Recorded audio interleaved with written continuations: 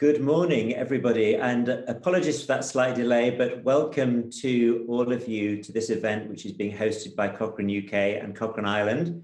My name is Martin Burton. I'm the director of Cochrane UK, and it's great to welcome you to this rather unusual virtual event. I think for many of us, this is something that's a little bit new and a bit different, but then of course, that's the story of the year, isn't it? So the theme of this event is navigating evidence and uncertainty, and we've of course chosen that because of the situation in the last year, a year of uncertainty, unlike anything of course we've known before. And when dealing with uncertainty around health or working situations or whatever it is, we increasingly have to navigate a sort of infodemic with huge amounts of information, some accurate and some not. And as you know, to make sense of this tide of information, there's been a great deal of work undertaken by Cochrane, along with many others involved in planning, doing, sharing, and using health and healthcare evidence. So we're very pleased to offer you a program of sessions highlighting the great thinking and work that's been done, both during the pandemic, but also much more broadly, the work that's being done to make sure that those who have to make health decisions have access to the latest, most trustworthy evidence in accessible formats. I just want to tell you a little bit about the event. We've a great program over the next 3 days. We've got one plenary session each day linked to our theme where we're all together. And then there's an opportunity for you to choose one of 3 sessions to attend each day. The platform offers the opportunity to attend those sessions live or to watch the recorded sessions on demand. So if you've decided there are 2 or more things you want to go to, don't worry, go to one and watch the video of the other. We also have an opportunity to meet with colleagues in the meeting hub. You can join a social lunch break, and there's even a live quiz. If you want to find out how to navigate the platform, there's a little introductory video which you can look at if you go back on the timeline in the site under the 19th, Monday the 19th. We also have a project hub to showcase some projects that might be of interest. So this is rather like visiting the exhibition or the poster sessions at a normal conference. So please do take the chance to go there. And finally, if you're on Twitter, do please feel free to tweet about the event and connect with us. And the hashtag is virtually Cochrane, all one word, capital V, capital C. Good. So that's the start. The first thing we're going to do, though, is to have a poll, and we'd like to try and find out a little bit about who is joining us today. So if you can please click on poll, which is on the right-hand side of your screen, and select the best option that describes the sort of person that you are. So I'm just going to keep sort of chattering on for a minute while you all do that. So go to the right, click on poll, choose the sort of person that you are. And in a moment, I will look at my big screen over here and find out what the answer is.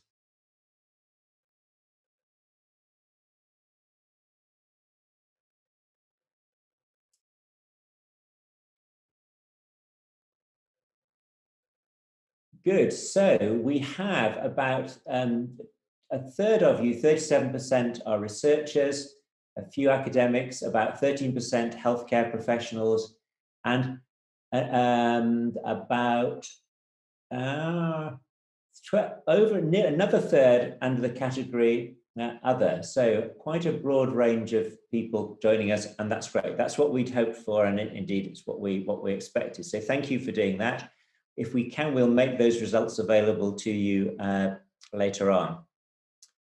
Let's get straight on, though, to the first session. And this is entitled Communicating Risks and Uncertainty. And I think if we'd have thought a couple of years ago that statistics and charts would have been such a constant feature of our television viewing and everyday conversations at this time, I think we would have been surprised. But we all know that because of the pandemic, there's been a lot of discussion about communicating risk and statistics and uncertainty, perhaps more than we ever expected that there would be.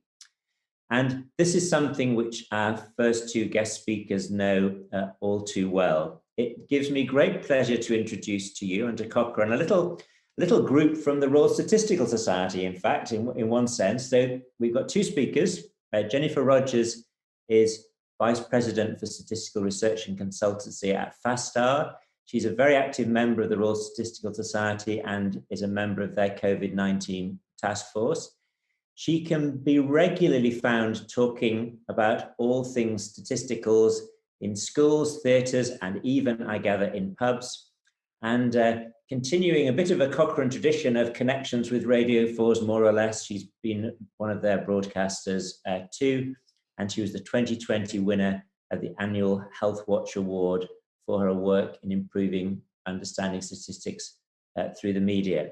Jennifer's going to speak to us first, and then we're going to hear from Tamanda Harkness, who describes herself as a presenter, writer, and lapsed comedian. I'm not sure you can ever be a lapsed comedian, Tamanda, but maybe. And she's also broadcast on Radio 4 documentaries. She won the independent newspaper column writing competition and has written for print and online publications on things related to statistics. She has a book, always good to plug someone's book, called Big Data, Does Size Matter, which was published in June 2016.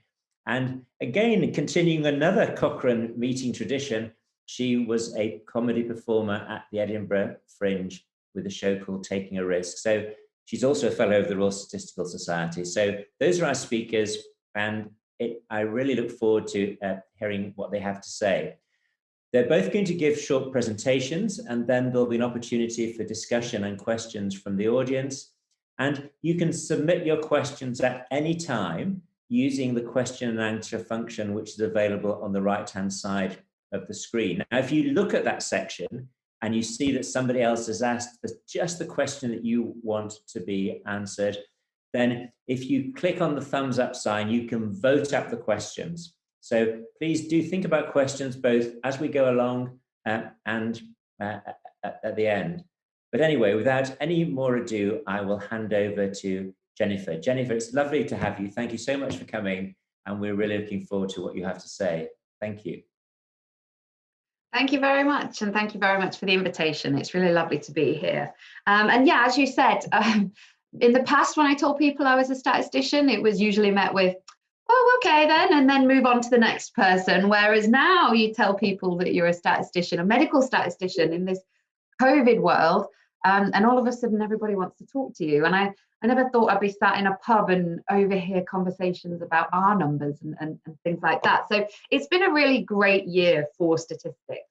You know, we've got this COVID, this brand new disease where everybody is susceptible. And we've seen this deluge of data and information. And, you know, even right at the very beginning in the first wave, we had the daily briefings and we were getting these facts and figures on a daily basis. But how are you supposed to work your way through all of that information and actually figure out what's useful and what is not so useful?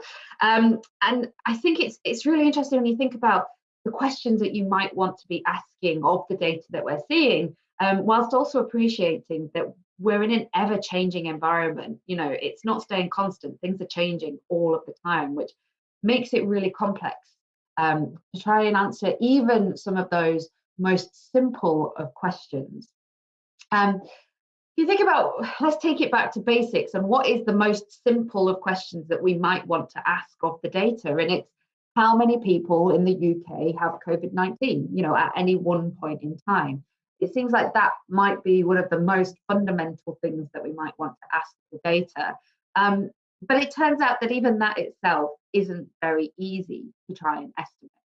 Now, we're used to seeing these daily cases, you know, the daily cases, the daily deaths, the daily hospitalizations, and we've been used to seeing this all the way through the pandemic. Now, the hope is that this would give us a pretty good estimate of how many people have COVID in the UK at any one time.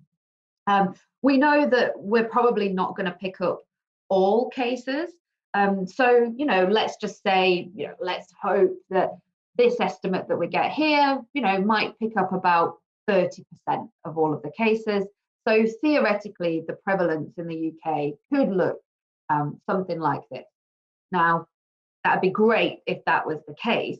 But one of the complexities that we've got when using this information is that actually the number of tests that have been carried out all the way throughout the pandemic has been changing. Now, why might that matter? If we think about how we might want to estimate prevalence in a general population, we would do that by looking at the number of people who were positive divided by the size of the population. Now, under some pretty strong assumptions, which I know don't hold in this case, but I'm just going to do a little bit of an investigation anyway. Under some strong assumptions that all of your tests are 100% accurate and you do a random sample within your population, you can estimate prevalence by looking at the number of tests that you carry out and then the number of test positives. So you can estimate the prevalence by taking the number of positives divided by the number of tests. As I said, that's under some pretty strong assumptions that you've got 100% accuracy and you're doing a random sample within the population. Now, for COVID, we know that we don't have 100% accuracy for testing, although PCR testing, does really well. But we don't take a random sample of the population. People get tested if they have a reason to suspect that they might have COVID. So we're not doing this random sampling. But nevertheless, let's just carry on and take a look at what could prevalence look like if we took into consideration the number of tests that were being carried out, as well as the number of test positives. And why is this important? If you've got 100 positives, but you've done 1,000 tests, that's a 10% prevalence. Whereas if you've got, again, 100 positives, but you've done 10,000 tests, then you would estimate your prevalence in the population to be 1%. So very, very different estimates of prevalence, even though we've got the same number of case positives from testing. So what we can do is we can look at the number of tests that were carried out, and we can look at the number of positive tests, and we can do that division, and we can get an estimate then of what could the prevalence look like. And this is what you get. And you see that we had this, big curve, big number right at the very beginning in the first wave, and that the second waves maybe weren't as high as the first one. Now, I'm not saying that I think that that's exactly what happened. I just think it gives us an interesting insight as to how different the relationship could be between the number of cases that we see reported and the actual true underlying prevalence in the UK. But what I think is particularly of note is, remember in the first lockdown, you can see that there's that flat peak. It was flat for a very long time, and we've been in lockdown for a lot of this, and it just didn't seem to be coming down the curve. But at that time, we were actually increasing our testing quite dramatically. And looking at this prevalence curve down below, it does suggest that actually we were coming out of the first wave much quicker than the reported number of cases were suggesting. So you've got the number of tests have been changing throughout. But another added complication is that actually the type of testing and who we've been testing has also been changing throughout. So we've got 3 different types of tests that are done. So we've got pillar 1, pillar 2, and then pillar 4. Now, pillar 1 is this orange line that you can see here at the bottom. That's the testing that's done in hospitals. And right at the very beginning of the pandemic, it was typically people who were being admitted into hospitals. So it was people who were very sick and people who were highly likely to have COVID. As time's gone on, though, it switched a little bit from being those people who have been admitted into hospital because they've probably been tested before they get to hospital now. And it's actually regular testing of healthcare workers. So there you switch from a demographic which are highly likely to be positive to one where you're not so likely to have as many true positives. Your pillar 2 testing is then in the wider population. You can see right at the very beginning, we weren't really testing the wider population. We were only testing people who got admitted into hospital. But then that's the one that's really been increasing, and that's the one that's really been ramping up over time. These are individuals who suspect they may have COVID, they're presenting with some symptoms, but we will have some some people in there who don't actually have COVID. I presented with a fever a few weeks ago and was told I had to get a COVID test, and turned out I was negative. I just had a fever. So, you're going to have people in here who don't have COVID. But it gets even more complicated, because actually test and trace came in at the end of May. And so people were being targeted a little bit more. People were being told, you might have COVID. And if you've been told you've been in contact with someone who had COVID and then presented with a bit of sore throat, you may think, oh, I must get a test. Whereas previously, if you had a bit of a sore throat, you might think, oh, it's just my hay fever or something like that. So I think it switches the mindset in individuals a little bit if they're told, there's a chance that you might have COVID. We've also then got Pillar 4, which is it's the ONS infection survey. So it's a survey that gets done where they do randomly sample individuals, and they're trying to get an estimate of what the prevalence can be. But you can see that actually they don't do too many of those tests. So the total number of Pillar 4 tests is actually the difference between the Pillar 2 and the Pillar 4. So there's not that many of those. Now, if we think about other things that might affect people getting tested, at the beginning of September, the schools went back, and there was an awful lot of just ad hoc information about people, having a cold or something like that, and being told that they had to get a COVID test before they'd be allowed to go back to school. We all of a sudden had this increase in the number of tests being carried out. If I'd zoomed in a little bit more, you would have seen relatively there was quite a big increase. But a lot of these were actually false, probably not going to be positive tests. We had a lot of people who, were presenting with sort of freshers flu at university or things like that, and being told that they had to get COVID tests. So all of a sudden, you've got all of these people wanting to take tests, and a lot of them won't necessarily have COVID. And we only have a certain capacity as to how many people we can test. And they were really being pushed to the limit to their capacity, and potentially all these people taking tests, all these children, all these students taking tests, could have been taken away from people who actually were more likely to be positive. So I think it gets quite complicated when you think about how many tests are available, how many tests are being done, and what the demographics of people taking the tests.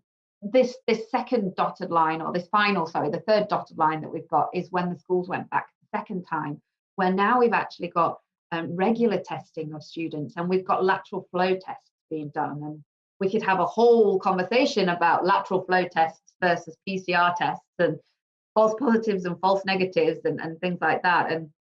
But we've seen again this massive increase in the number of tests being done, and tests that aren't necessarily as accurate as PCR tests. So it's not just the number of tests that are being done, it's who's being tested, the type of tests that are being done, what is the testing capacity, which you can see at times has reached its limits. This is the PCR testing capacity, which is why you see it goes massively over at the end, and you get an idea as to how many lateral flow tests are being done. But capacity has been tested at times. So really trying to use this information just to estimate what is the prevalence in the UK is really, really difficult. And you might say, okay, well, what if we use the number of deaths as a proxy for the prevalence? That's something that stays constant all the time. A death is a death. You'd think that, can we use that to estimate prevalence? And even that has its own complications. We know that COVID doesn't affect all individuals the same, and we know that older individuals are more likely to die from COVID than younger individuals. And if we look at the spread of COVID cases, this is the weekend in the 10th of April. So in the first wave of the pandemic, we could see that there were quite a few in the 80 plus, which is probably when it was sort of running a bit ravage in care homes. But then we've got, this spread where potentially older generations are affected more than the younger generations. But there's not, fairly flat, I think, from the 30 to sort of 70 age group. But if we compare this to then the week ending the 25th of September, this is when you've got the schools going back and you've got the universities going back, we can see that actually COVID was happening much more in the younger generations than it was in the older generations, which means that those people who are getting COVID are the ones who are least likely to be dying from it, which then means you can't really use that death data as a proxy, because you wouldn't expect to see as many deaths when you've got younger people getting it. So looking at deaths to try and estimate how many people have got COVID, then all of a sudden becomes something really difficult to do. So we're shown this plot on a daily basis. We're shown these numbers every day, and David Spiegelhalter calls it number theatre, as these numbers are just presented. And we are almost, that they're used almost by the media and by individuals, the general public, as, oh, this is how many people actually have COVID. But using this information to try and estimate how many people actually have COVID in the UK at any one time is really, really difficult. And I think there are some real genuine questions as to how useful is it to be communicating this information on a daily basis. Maybe we want to see the gradients of the curves rather than the actual numbers themselves, to say, are we going up? We're interested, are we going up or we're going down? Yeah, I think it's difficult, it's complex, and as we said, and as we've seen, it's an ever-changing environment. Who's being tested is changing all the time. The number of tests available is changing all of the time, and yeah, I think trying to see the wood for the trees and work your way through all of this data is quite complex, and even as a statistician, it's not easy to do. So thank you very much.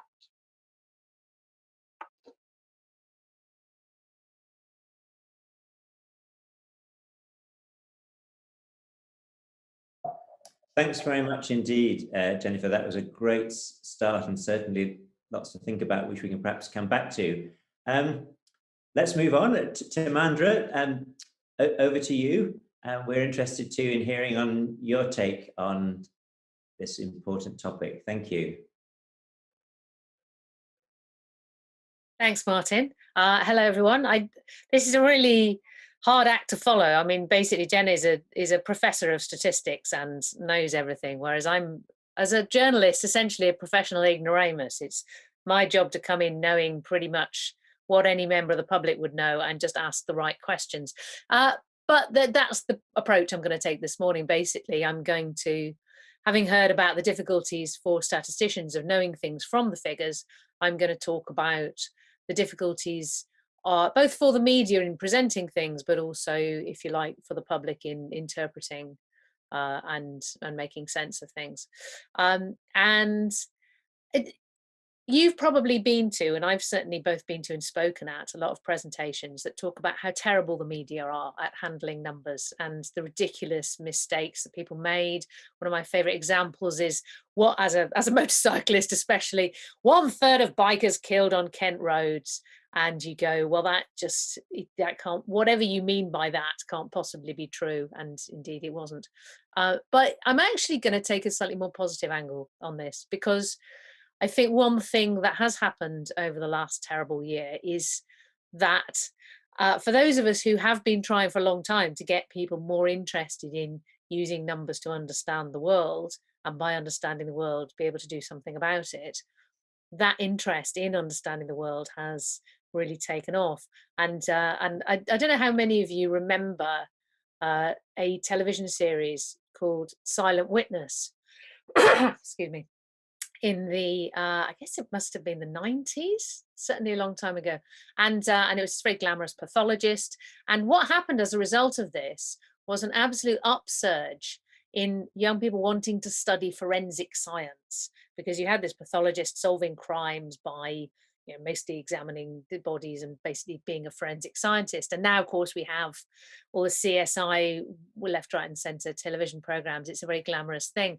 And so somebody commented at the time, it's a Guardian journalist, wrote about this upsurge in forensic science degree courses and said, problem is there aren't actually that many jobs for forensic scientists. Some of them are going to have to retrain as serial killers to not be out of work. So I am obviously what actually happened was a lot of universities went, what we'll do is we'll repackage a lot of our general science courses and bung in a module on forensic science and make it a new degree, and all these kids will come and study science, which they did, which was great.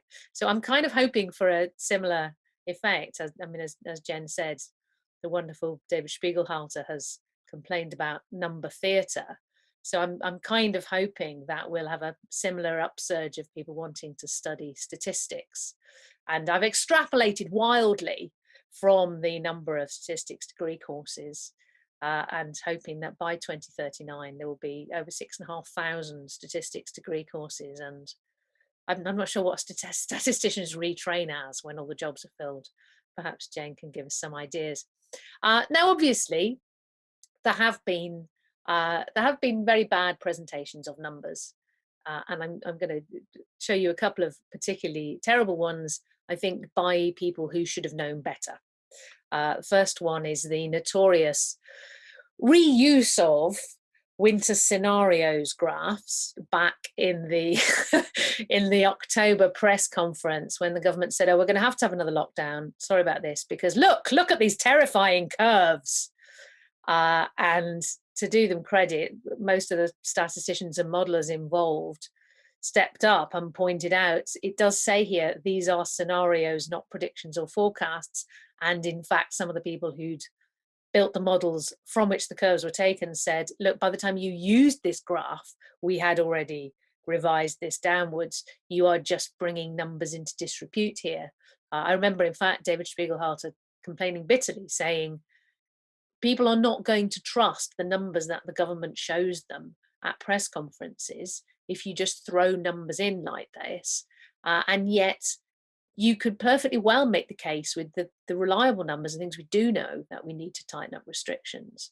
You don't need to actually frighten the public with spurious graphs. And I think also the Common Science and Technology Committee took to task Chris Whitty and Professor Vallance over the way they used these slides in the press conference, and said, do you not think it was irresponsible to frighten people with these inaccurate graphs?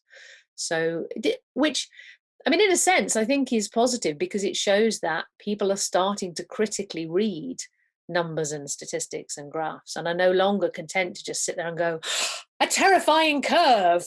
That actually, there are a lot of people out there who will say, what does that actually say though? It says it's not a prediction. And where do these numbers come from? So overall, I think you could say that as positive. And this one I think is particularly terrible because it comes from a scientific publication in America. Now, have a little glance at this, researchers, and indeed anyone who works with graphs.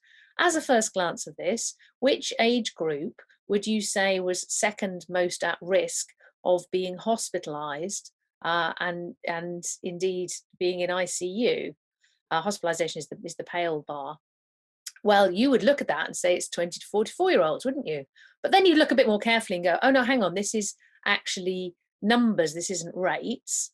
And actually the age groups are different sizes, because 20 to 44 is a much bigger population than the next bar up, which is 45 to 54. In fact, it's about twice as big. So this is quite a misleading way of presenting information, isn't it? I mean, it looks like a histogram. It's actually a bar chart. So there have been bad examples, but I'm going to mainly look at some good examples, because I think it's an indication of how a sustained interest in numbers, when numbers become literally a life or death situation, as well as affecting policy that affects all of us, then we can actually up our game. And by we, I mean everybody from people who read the news, people who write the news, statisticians who present the figures. So, for example, in The Sun, I know it's very fashionable to poke fun at tabloids and red top newspapers, but in fact, when they put their minds to it, you get some really good science coverage in papers like The Sun and The Mail, which is good, because obviously they're read by a lot of people, and people who want to get good science coverage in a very short, easy to read form that they may be reading on a break from work or on the tube or something. So The Sun has a lovely headline. This is a slightly different version because I had to get it from online, but I think it was more dramatic when they did it on the newspaper, the blood clot risk from the AstraZeneca vaccine. And You might have expected them to go for a big scary number and say so many people have died, the anecdotal figure, so many people have died from this rare blood clot caused by the vaccine. But no, they actually put it in perspective. They say this is the blood clot risk, Brits urged to keep getting jabbed. And there was a lot of coverage like this again in the Sun. They did a very good job of comparing risks. So you are almost as likely to be killed by a cow, which is 1 in 300,000. I hope this doesn't spark off a series of hate crimes against cows, but very, very well put in perspective. Not lying, saying it may cause blood clots in a tiny number of people, but the benefits far outweigh the risk. You're far more likely to die in a car crash than from a blood clot. This is another one from the same piece, benefits and harms. So again, actually weighing up saying, well, this is your risk from getting it, but this is the kind of risk that it will reduce if you get it. And really well broken down in age groups, because as Jen was saying, we all know that the older you get, the more serious a risk COVID is, which is why the vaccinations are being done in that order. So really, really well weighed up. And I think a year ago, we'd have been surprised to see this kind of detailed analysis of relative risks and potential harms in the Sun or any other newspaper, to be honest. I mean, I really don't think I would single it out. And some of you might have recognised this. Of course, this comes from the Winton Centre, always doing excellent work. I am a one-woman Spiegelhalter fan club, but I don't think I'm alone in that. And they did this great breakdown, which factored in not only your age and your risk of COVID from your age, but also your chance of catching COVID, so low, medium, and high exposure risk. Oh, I see I've put together this slide with only 2 lows and a medium. There you go. Never let me do my own PowerPoint, clearly. Anyway, so they factored in your chance of catching COVID and your risk from COVID, which again is, and a lot of news outlets did use these graphs, probably rather better than me, so I didn't realise I'd duplicated. And again, I think this kind of quite sophisticated weighing up of different risk factors and weighing of benefits against harms is something we'd have been pleasantly surprised to see even a year ago when, as Martin mentioned, I took a show to Edinburgh about risk, which was partly about maths, partly about psychology, partly about our cultural attitudes to risk.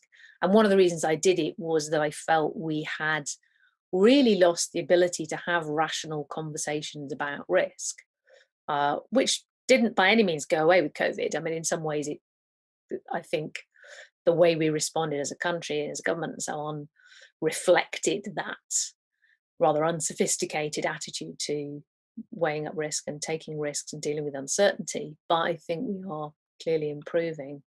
This is again really good coverage from the BBC, which compares different 1 in a million risks, or micromorts, as some of you might know them. Traveling 250 miles in a car also carries a 1 in a million chance of dying in an accident.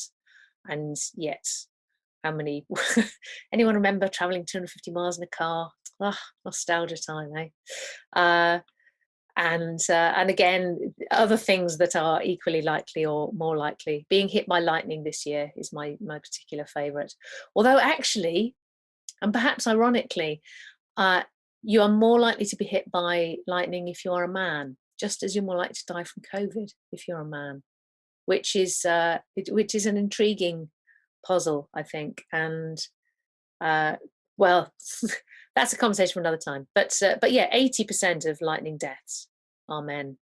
So that's actually a far greater ratio than COVID deaths, which I think is roughly 1.5 times as risky. I'm not sure. So yeah, so some really good coverage, both using actual figures and making it very tangible to people, comparing it to risks that we already intuitively think about, like dying in a road accident. Probably being hit by lightning is just one of those things that you think, well, I mean, if anything, we should perhaps think about it more if we go out fishing when in stormy weather, which is one of the most lightning perilous activities you can do, and I dare say accounts for some of the gender imbalance there. But I think this way of making risks tangible and accessible to people is great work, and as I say, it's really improved, I think, over the last year. And so finally, briefly on what are the effects of this kind of coverage. Interestingly, Yuga was comparing, are there increased fears about the AstraZeneca vaccine because of the blood clot risk? And the difference between Britain and other European countries is really striking. Britain's at the top there. And you can see people are still perhaps have less trust in the AstraZeneca vaccine than the alternatives, but nevertheless, the acceptance rate, the thinking of it as safe, is way up. It's basically it's enough that you would be able to vaccinate the country, whereas in other European countries, a lot of them start to think of the AstraZeneca vaccine as positively dangerous, with knock-on effects, of course, to vaccination rates in Europe, and we see a lot of European countries are getting an increased second wave.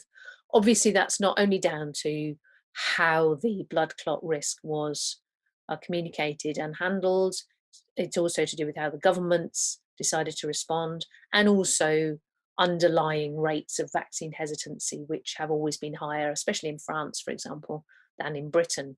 It seems that on vaccines, Britain really is quite prepared to trust the science as a rule historically. But nevertheless, you can't help feeling that the way risks are communicated must have some effect. And if you communicate risks in a balanced way, then people can make balanced, informed decisions. This is again the change over time in how safe you think the different vaccines are from YouGov. And as you can see, I mean, Britain's acceptance rates were higher in the first place. But if you compare, for example, with Italy and Spain, where they started off at comparable levels to us and confidence has really plunged, then you have to ask yourself what are the effects been on how governments and regulators have responded to what, compared to the contraceptive pill, for example, is a really tiny risk. And there we go. Last cheery graph from the Mail Online. 75% of Britons still feel confident in the AstraZeneca vaccine. Vaccination continues. Deaths and cases continue to fall. And I hesitate to attribute all that success to good communication of risk and figures, because I think there's always a lot more to it than that. But I think on this one, at least, I think media, scientists, governments, regulators can put their hand up and say, we pretty much got it right on this one. So that's me. Thank you very much, and really look forward to your thoughts and your questions. Thank you very much, Tamanda. That was great. So the floor is open to questions. So please do go to the right-hand side of your screen, click on the Q&A box and put your questions in there. But just while people are thinking about things, just a scenario is not a prediction or a forecast. So how would you describe a scenario? Jennifer, do you want to... it's just a what could happen, you know, and when they do not a prediction then, but not a prediction. Yeah, well, when you do mathematical modeling of these, you have to put in certain assumptions, and you know, you would base those assumptions on science, or you know, what's currently going on, but different assumptions would give you different scenarios. And so you know, you vary these different assumptions that you put in to be able to account for the fact that you might be wrong in your assumption. And so yeah, I guess if you think your assumptions are accurate, then it's probably more likely to be a prediction. But if you're putting in different assumptions just to see what could happen, then it's more along the scenario sort of line of the spectrum. Thank you. Thanks very much. So look, we've got a question. So I'm always conscious when you're doing these video calls that people on the calls tend to they stop peering off into the distance. So forgive me as I peer off to my second screen over here with a question. And the question is, do you think the Sun would have covered risks reported to be associated with the, quote, German, end quote, Pfizer vaccine in the same way? Is this really a triumph of rational science journalism? Timon, do you want to have a go with that first? Well, I'm afraid I think that is an example of precisely what I said at the beginning. People like to have a pop at the Sun and the Mail, and it's not always justified. You do get very wrong science coverage in those papers, as you do in all other papers, I have to say. And The Guardian has been equally guilty of getting things very, very wrong in reporting science, especially when it doesn't fit with that publication's predispositions. So in answer to that, I actually do think, the Sun would have covered it equally well, because I think they have a commitment to giving their readers the right information they need to make choices that will be good for the readers. I mean, I think if anything, there's probably a predisposition towards saying you should all carry on and get jabbed because that is the safest thing for you and for the country. And we do not want to give too much space to people who have fears which are scientifically unfounded. But I think that's a reasonable predisposition, personally. I think it's fair enough for people to have vaccine hesitancy, and especially with vaccines that have been developed very quickly, I think it's entirely reasonable that people are doubtful and need to be persuaded that all the right things have been done to develop these vaccines. They've just been done really fast and simultaneously. So yes, I think in short, I think the Sun would have covered it the same. I don't think this is about making a cheap political point. I think that if you dismiss papers like the Sun or the Mail, what you're actually doing is sneering at the people who read them. Yeah. What I actually think. And there were side effects of the Pfizer-BioNTech vaccine right at the very beginning. There was the anaphylactic side effects, and they updated their guidance to say if you had serious allergic reactions, then you shouldn't take it. And I think that that really scared me, because it was quite early on in the vaccine program, and I think it would have been really easy for the newspapers to say, oh, that's it, everyone be scared, they don't work, and look at all these side effects. But I do think that as well was handled quite appropriately and wasn't sensationalized. So yeah, I mean, Pfizer-BioNTech have had their own little side effect problem as well. Thank you. Now, I have to say, this question and answering system is really jolly good. I can see people voting out and get asked. The next question, the one with the next highest number of likes, is what are your views or experiences on how to engage with public audiences on Twitter, social media about this type of stuff? It gets incredibly exhausting to try and engage, but I feel we have a duty as researchers, academics, to step up and try and combat misinformation. And that's from my colleague Elaine Toomey. So Jen, do you want to have a go at that one first? Yeah, I mean, I do think that we have a duty. I do feel like it is almost like a second full-time job at times. The COVID-19 task force at the RSS has been, I think, doing a really good job of trying to stop misinformation and trying to, publicly say this is what we expect of the data, or say when they think things haven't been done as well. There's a lot of very, very intelligent statisticians on there who have been doing this sort of thing a lot longer than I have. Myself, within my company, we've got a blog series going, and I try and write blogs and try and put them out there about the things that I know about, which is clinical trials. So I did quite a lot about the vaccines, trying to go through all the press releases that were coming out and try and look at the numbers in a little bit more detail and try and educate people as to what was going on and what should we learn from it, and try and talk them through the whole vaccine process. So yeah, I mean, I think a lot of people are trying their best to communicate as well as they can and to try and help people work their way through everything that they're seeing. But it's a big job, because there's a lot of data out there and a lot of statistics being put out in all different fields. You know, as this has gone on, it started out, it was just, you know, sort of cases and deaths, but now it's, you know, testing, it's types of testing, it's vaccines, it's the clinical trial process of the vaccines, it's safety boards for vaccines, the regulatory process, and then the follow-on of vaccines. So I think that there's a lot of topics out there that people are trying to help people understand, and yeah, I think there's just a lot of people trying to do their best, really.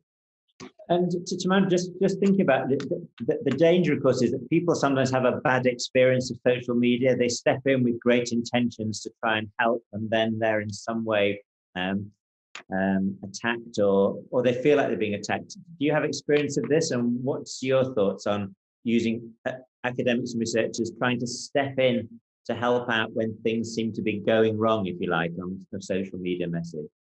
Well, I think it is very difficult, and on this topic especially, because although it's probably true of a lot of topics, in fact, because there are very entrenched positions who are always looking only for evidence that backs their side. So I have found myself for the whole of the last year having arguments in two directions, arguing one direction that this is bad, but it's not the Black Death, and we have to get the risks in perspective when we're looking at proportionate policy responses. And then on the other side, arguing with people who, and saying it's not just the flu, and you can't, well, you could just ignore it and go about your business, but if you do that, a great many people will die, and then the economy will collapse anyway. And you have to actually look at what the risks really are, and what measures are effective, and who's most at risk, and so on. So it can be very difficult, I think, to try and hold the line on saying, well, this is what the evidence actually seems to show, and this is how good the evidence is. I think the great difficulty comes when you are in a position where you're trying to both do that but also defend a particular initiative or policy line, because then inevitably you will be accused of being partial and being biased. And I know, yeah, a lot of people, you simply can't avoid that, because you are involved in practical measures to try and deal with the disease, and therefore you can't just keep a pure line between I am looking impartially at the numbers and I am involved in a practical measure. In terms of practical tips, because I have been on social media for a long time, and touching wood, I've never really had the kind of hellish times that I know some other people have had. And I'm never sure why. I think possibly it's because in my youth I used to host comedy clubs, so whatever somebody can tweet at me, I've had worse said to my face. And so it does help me put it in perspective, I think. But I think the thing to remember is, for every person who tweets or something at you or whatever, you need to look at them and go, okay, well, what do I gain from engaging with this person? Are they somebody who, if I respond to them in a human and friendly manner, even if they've been really, really rude, are they going to soften a bit and maybe come around a bit and become slightly more reasonable? And even if I don't convince them, maybe other people who are observing this exchange might go, oh, look, actually that person is reasonable, and they've not responded angrily, and so I am going to give some time to what they say. Because I have found that a lot, that people who initially come in like being really rude, and if you respond to them in a kind of warm, human, slightly jokey way, then they actually can't sustain that level of hostility and calm down a little. But then there's other people.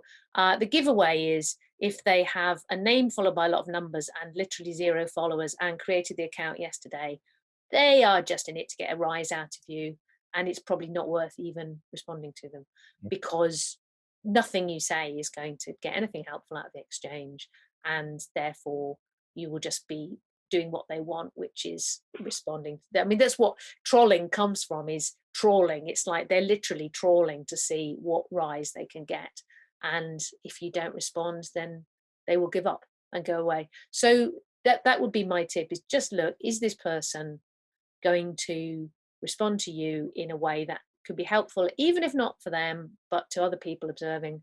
And if not, then don't bother. But don't rise to it, is the thing. I think, do not rise to it. Imagine everything that you tweet could be brought up at some future point and said, well, look, this is one thing they said out of context, because that does occasionally happen.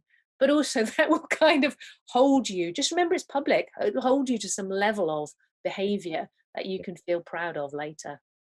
Good. I always think if you've got some troll or what have you that has sort of 10 followers, you just think, well, that's 10 people who are going to see this. If I respond, I'm giving them a bigger platform, and I'm actually, you know, making sure that what they said is seen by more individuals. And so sometimes just by keeping quiet, yeah, it's horrible and it's not very nice sometimes to, you know, and I've had some horrible things said to me when I was going on the radio trying to talk people through the vaccine process, you know, but you just have to try and think, okay, these are these idiots, and these are the people you're only ever going to hear from, but you're potentially helping people.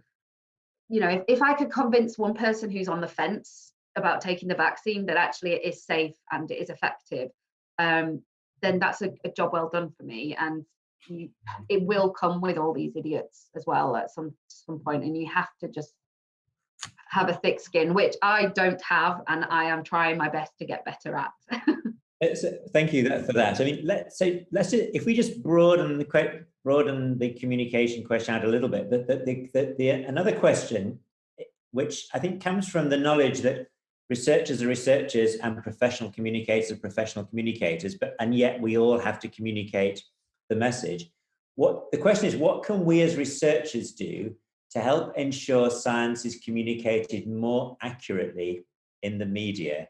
This is like the sort of the $64,000 question, isn't it? And it's where people like you come in. But if you could give people that are listening to this some sort of top tip, just one or two top tips for how they could make sure the things that they could do that their science was accurately communicated, what would it be? Who wants to go? Shall I start us off? I think, I mean, remember, most people in the media do want to get the story right, because they don't look good if they get something wrong. And in the age of social media, people will come back to tell them they were wrong. So they have a vested interest in getting it right. Now, they may also have their own idea of what the story is. I mean, there's a headline that's everywhere at the moment about babies dying of COVID in Brazil, which is not a new story. And in context, given the population of Brazil and so on, it's not, yeah, it shouldn't be as big a story as it is, but somebody's decided that's the story. So if somebody comes to you and goes, I'm doing a story on babies dying in Brazil, that's the headline they want. And if you say to them, I think this is being blown up, you probably just won't even be quoted. That's just the reality of it. But most people want to get the story right. They want to get it accurate.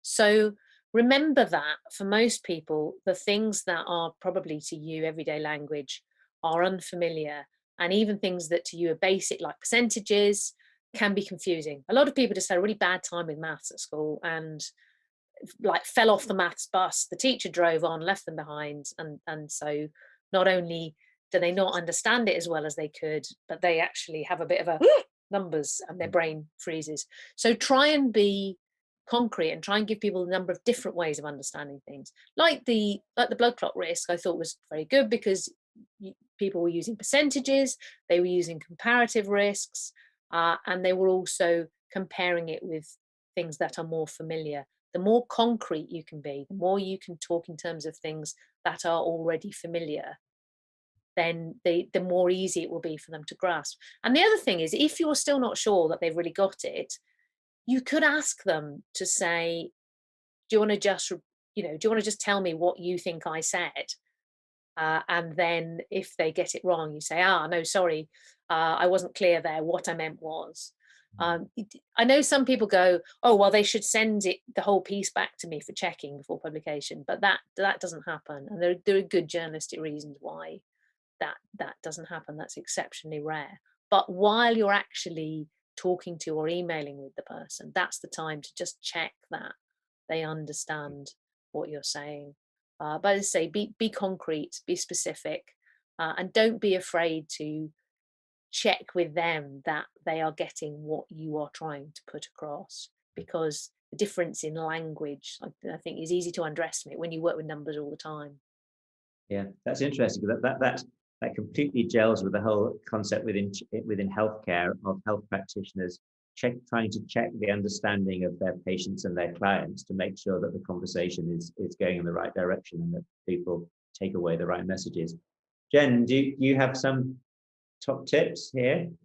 I mean, I think Tamandra covered it really well there. I think where you've got percentages and from a statistical point of view, the standard lessons of relative risks should always be presented with the absolute risks. I think the media is actually getting better at understanding concepts such as uncertainty and why that's important. And I think you can get away with talking to them about the uncertainty in ways that maybe you might not have been able to do in the past. And I think maybe this COVID scenario is helping that different scenarios and uncertainties on them. There's a little bit more of an appreciation for concepts that previously they may have just shut down on and not wanted to report. Yeah, thank you. So when should all this education and training and teaching about this sort of thing start? The next question is, isn't there a wider issue of enabling people from a much younger age to critically evaluate any or all information they're exposed to? So should this all be starting in primary school? I mean, wow, that's a big that's a big question. I mean, yeah, I think I remember when I was in school and things like that, maths and science lessons were kind of stuck in the classroom. And I do think that we live in a different world now. Tamandra and I are both involved in something called Maths Inspiration, which just didn't exist when I was in school. And we take over big theatres, and there's engineers and scientists and mathematicians and statisticians and computer scientists all come and talk about what they work on. And I think we are doing better at giving children and teenagers an insight as to what it is like to do our kinds of jobs. And we really get an opportunity to present to them what are the right things that they should be asking. I always say when I give my public engagement talks or schools talks that I want to give people a toolbox of all the questions that they should be asking of numbers and data that they see. So I do agree that we should be encouraging that sort of thought at a younger age. But I do think that, I think it's definitely much better now than what it was when I was at school. Yeah, I absolutely agree with all that. I'm glad you mentioned Maths Inspiration. I was going to mention that. But I think there's two overlapping things, though. I think there's maths teaching, which I'm sure is improving and yet could still improve more. So just general feeling more at ease with numbers and being able to use numbers. But I think there's also that slightly wider thing, which the question hinted at, about critical thinking. When people talk about science journalism and so science journalists ought to ask this and ought to do that, I often feel that what they're saying is things that all journalists should be doing. All journalists should, if they don't understand something, should ask. All journalists should say, well, what does this actually mean? All journalists should if they think that something doesn't chime with other stuff they know, go, okay, well, this is interesting because this is counterintuitive. So, explain to me why this seems to be true and also this contradictory thing seems to be true. And so, arguably, there is a problem there with journalism as paid for journalism decreases and journalists increasingly just have to recycle press releases. But I think, in a sense, when you hive off things like statistics and science as some kind of special thing, then you're almost encouraging people to be intimidated by it. There's a lot of these questions, a lot of things. For example, the bar chart that I showed you, where the populations are different sizes because the age groups are different sizes. You don't need any maths to look at that. You could look at that and say, well, look, this is on the left-hand side, you're showing numbers, you're not showing rates, percentages. On the bottom, you have different size age groups. So clearly that's going to be different size groups of people. So how can I possibly compare these things? You don't actually need any maths for that. All you need is to not be scared to look at something and use your native wit and ask awkward questions.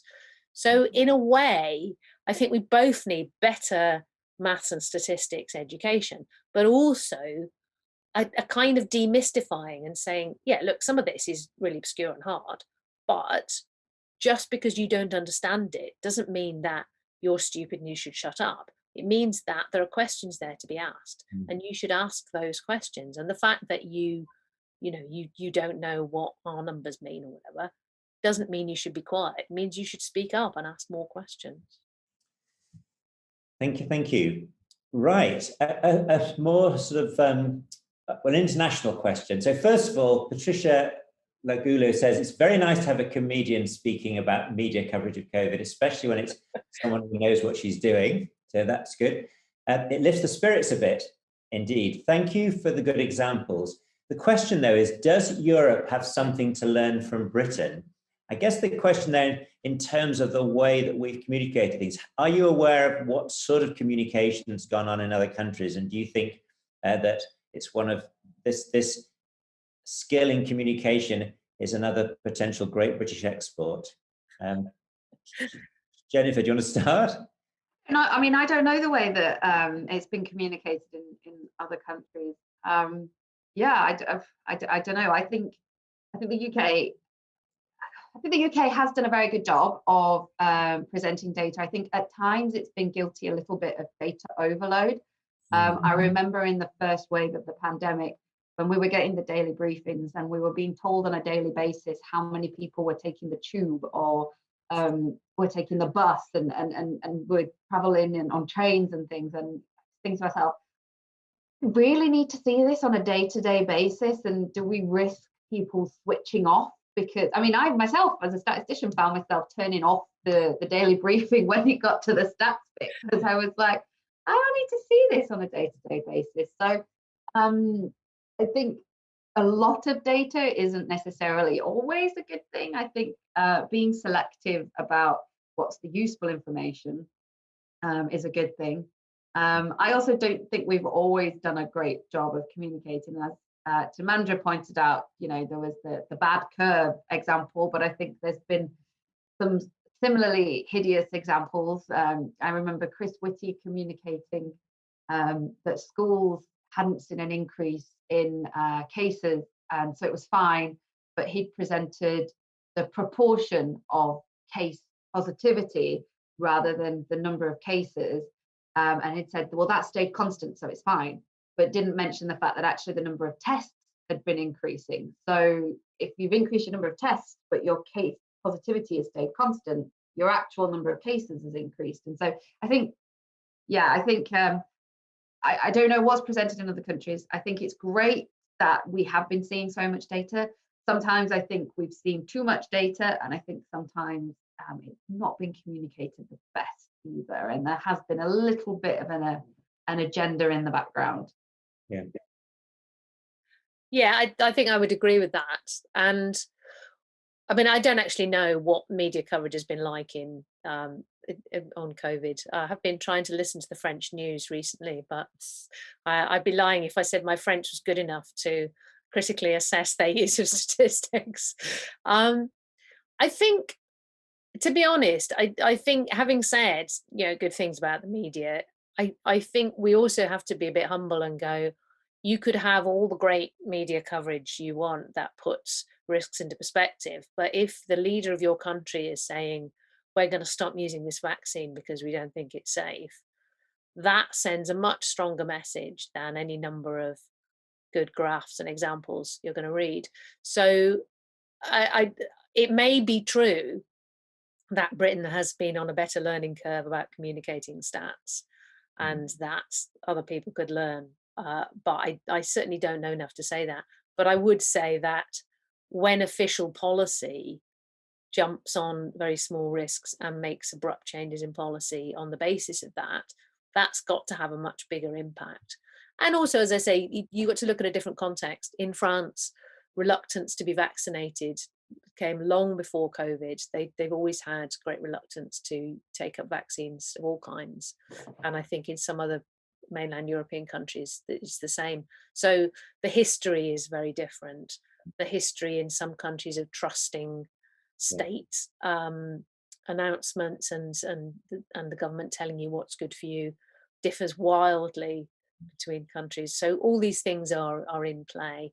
I would love to think that Britain is now a beacon of great statistical communication in the media, but I certainly don't have enough data to conclude that.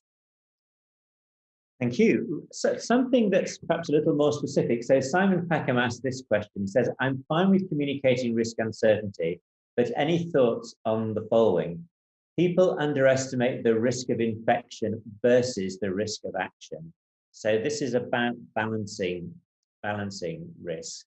Any thoughts on how people might do that and how that is done well?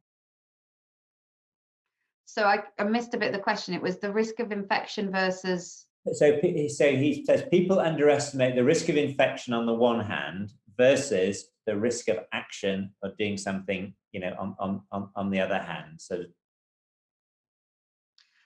well, I mean, I think the work that David did, the Winton, with the plots and actually visualizing what are the benefits and what are the risks if you do take the vaccine versus what are the risks if you don't take the vaccine. And I think those sorts of things have been incredibly helpful. I think a lot of the work that David has always said, any way of visualizing it has a much bigger impact than numbers. We struggle to understand when you're talking about little risks.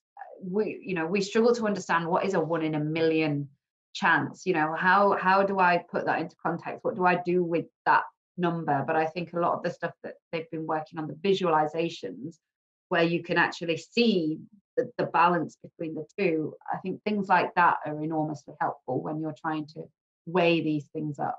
Mm-hmm.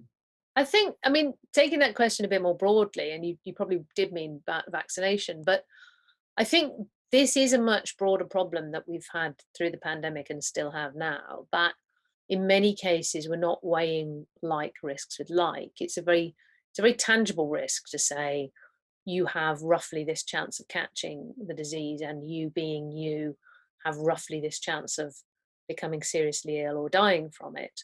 And in a sense, even from quite early on, thanks to things from China, we had not a bad rule of thumb for working that out. So you could look at any individual person and say, if there's this many cases in the population, then your chance of dying of this is roughly this. There's some good interactive tools for that.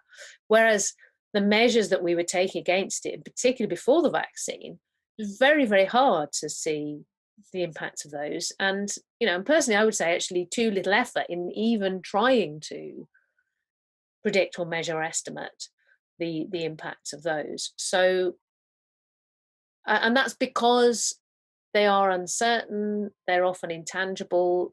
How do you weigh up the impact on a child of being off school for a year against the impact on the child of, certainly the illness impact for them is minute, but maybe the impact of the child of, they go to school, they bring it home, they pass it on to the grandparent, lives with them, the grandparent dies, and then you've got the impact of the grandparent. But how do you weigh up those things? Because they're vastly dissimilar.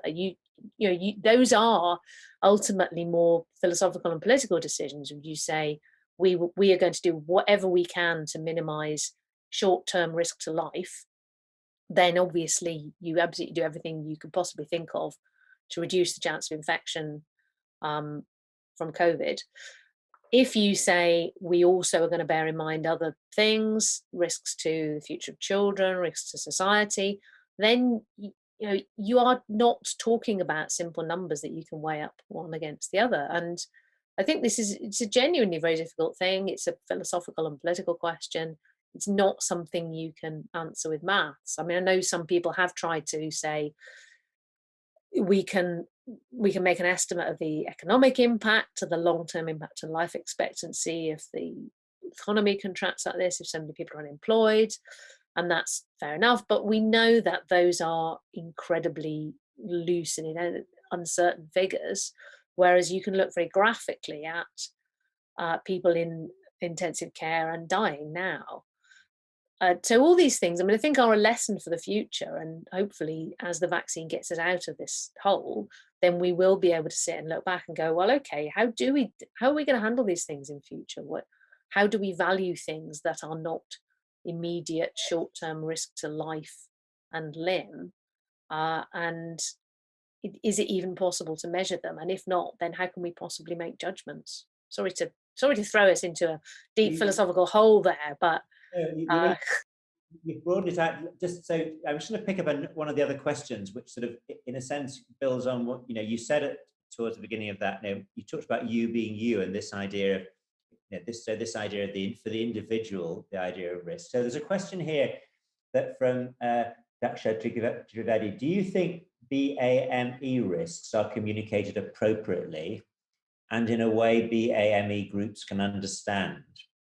So the idea that there's a particular subgroup of people, in this case the BAME group, and are the risks for these individual groups appropriately communicated and in a way that they can understand, the group can understand? Well, if I could jump in quickly on this, simply because I wrote some things for the Royal Statistical Society magazine, Significance, about this and about some of the studies that were being done to look into it. So I did have a look into it. And I mean, I think this is quite an interesting one, because on the one hand, you could clearly look at some of the figures and say, whoa, if you are a Black African man, I mean, a man of African origin in the UK, then your risk of dying of COVID is much higher than if you are basically a white man of similar age and physical condition. Well, maybe not physical condition, but that, I mean, that was really striking quite early on. And so this threw up a lot of questions, and trying to answer those questions then got into a lot of areas which, again, kind of cross over the difficulties of getting accurate data and making accurate statistical analyses, and of looking at political and social issues around them. So, I mean, I think one of the good things, I think, was that this difference in risk was flagged up very early on, and that a lot of quite good detailed granular work was done on it quite fast. There was a government committee looking into it that reports regularly, and some special studies that have been done trying to unpack the factors, and I think a lot of them are occupational, some of them are to do with where people live, some of them are to do with other medical conditions. So there are a lot of interacting factors going on, most of which do not have easy answers like so many things. But that makes it very difficult, I think, then to talk about how you communicate those risks, because if what you're saying to people is, we don't know why, but there may be something about your physical existence that puts you more at risk from this than your next door neighbour who just happens to be white, then it's quite hard to know, what is that person supposed to do with that? Are they supposed to then go, well, maybe I should keep myself at home, or maybe I should tell my boss that it's not safe for me to come into work? But then if you unpack that and say, actually, a lot of this is occupational, it's precisely because you are statistically more likely to be working in a public-facing job, and therefore you're more likely to have caught this illness. And it does seem that a lot of it is down to infection rates rather than the danger once you've caught it. Then again, I mean, what are you saying? You're basically saying bus drivers are at risk, which we now know. Security guards massively at risk, and again, it's like you are then saying, so what are we saying, that bus drivers and security guards have not been adequately protected? Almost certainly true. I think it is being factored into those personalised risk assessments, that there's a sense of, we don't know why, but you do seem to be more at risk, so maybe we should flag you as higher risk.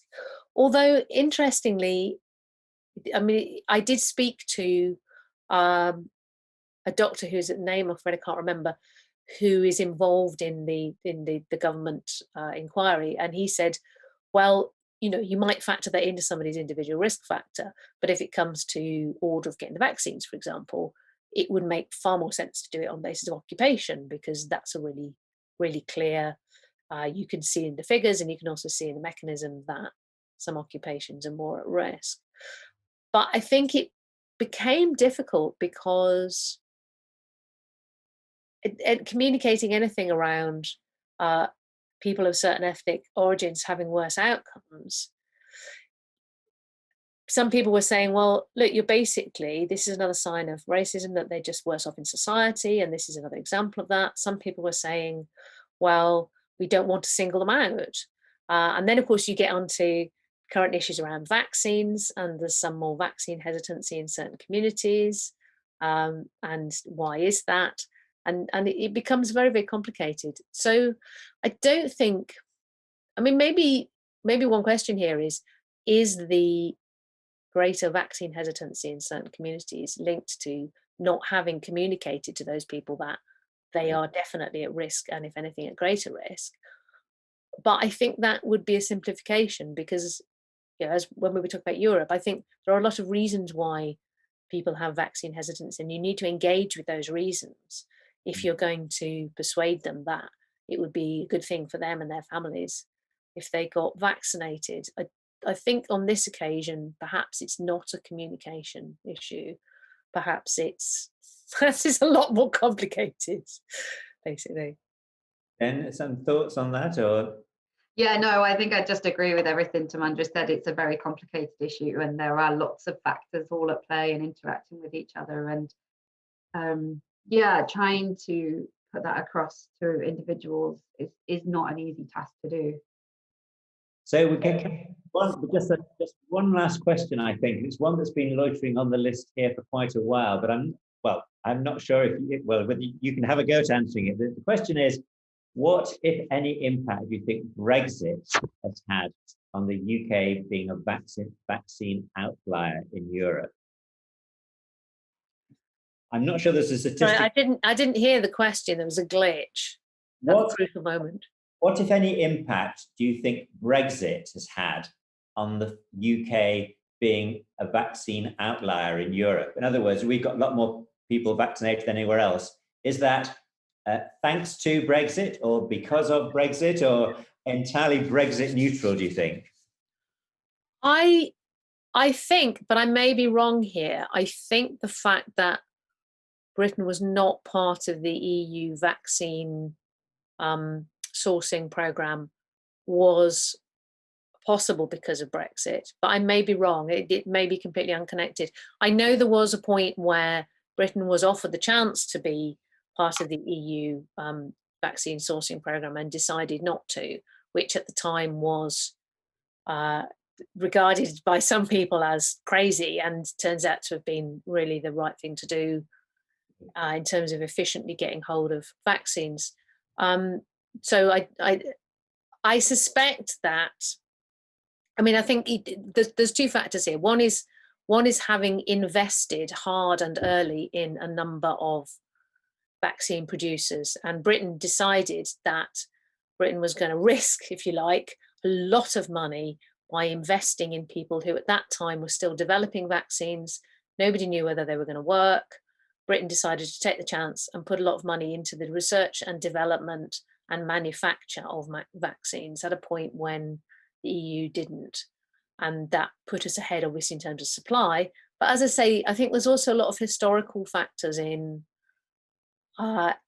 Britons us being more willing to be vaccinated than European countries. I mean, I suppose you could argue that there might be a political undercurrent on mainland Europe that some government leaders wanted to use the fact that the AstraZeneca vaccine was Anglo-Swedish to have a go and big up the Pfizer vaccine instead, and that led to what we were saying, the exaggerated sense of risk. But I think that's a long shot, personally.